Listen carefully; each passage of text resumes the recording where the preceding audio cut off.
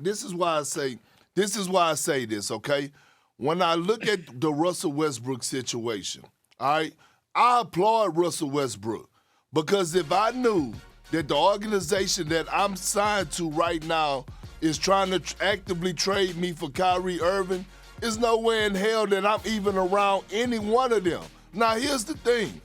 Russ actually wants out because he know that the Lakers want Kyrie Irving, and we all know that the Lakers want Russ out and that they want Kyrie Irving. And I said this last week that they have to be very, very careful that if they don't get Kyrie Irving, how are they going to get Russell Westbrook to buy back in and to get the best version of himself after what he displayed and how the fans reacted and what he went through last year while playing for the Lakers?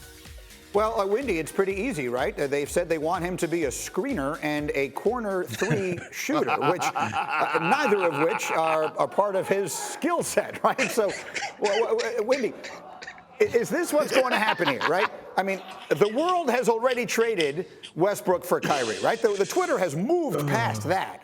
But is it actually going to happen? You know, what I have to say about this game is that I don't know what was going through Russ and LeBron's head. I'm not going to try, but I know that every Laker who was in the building, you saw the video of Darvin Ham and Rob Pelinka coming over. Every other Laker in the building came over to say hello to LeBron because that's what you do when he's in the building. Even Leon Rose, the president of the Knicks, who LeBron fired as his agent a decade ago, came over to say hello. And his teammate, and if you remember a year ago, everything LeBron and Westbrook did, they were like absolutely arm in arm throughout the entire lead up to the season. So there's no doubt that you can see the erosion of their relationship here. We know that Westbrook at the end of the season talked about how he felt LeBron and Anthony Davis gave lip service and letting him play his game. We also know that, of course, LeBron wants the roster upgraded to include Kyrie Irving, and that means Russell Westbrook. This is all on the table, and you're seeing the chill that is in the air right now in July before we get even to training camp in September. The challenge of this situation is that Russell Westbrook has no market and Kyrie Irving has no market, and the trade for each other doesn't make either team happy, and so we're going to sit here and watch this play out. I wanted to get RC and Dominique in on this because it's just endlessly fascinating in so many different ways. And RC, as one who has basically committed the last dance to memory, as I know you have, you understand the way championships in the NBA work, and this doesn't feel like it. What do you think of this whole thing?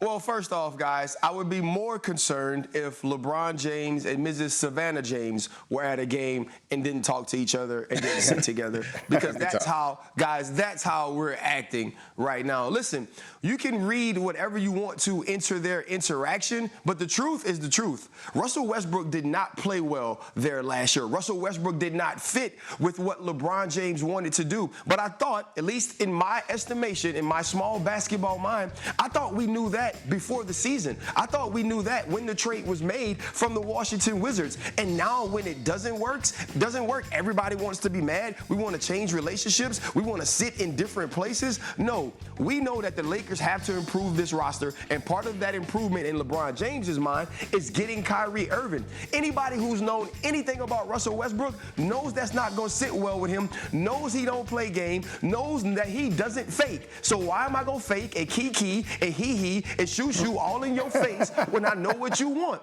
And that's what Russell Westbrook is doing. I respect it. Nick, go ahead. No, I mean, first, I don't. Go ahead. Big Perk, go ahead. You're raising your hand. I should call on you. Go ahead. Yeah. First of all, I demand that the producer stop showing that shot that hits the side of the backboard. That's just rude.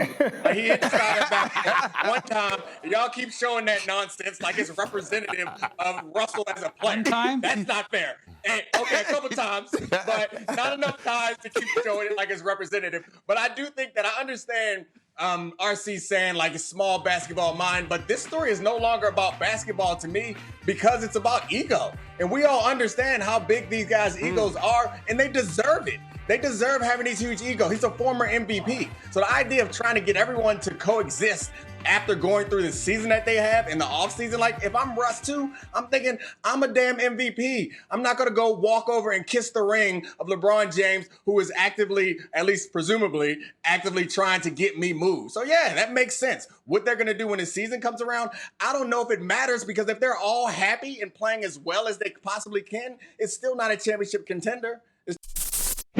Thank you for watching ESPN on YouTube. For live streaming sports and premium content, subscribe to ESPN+.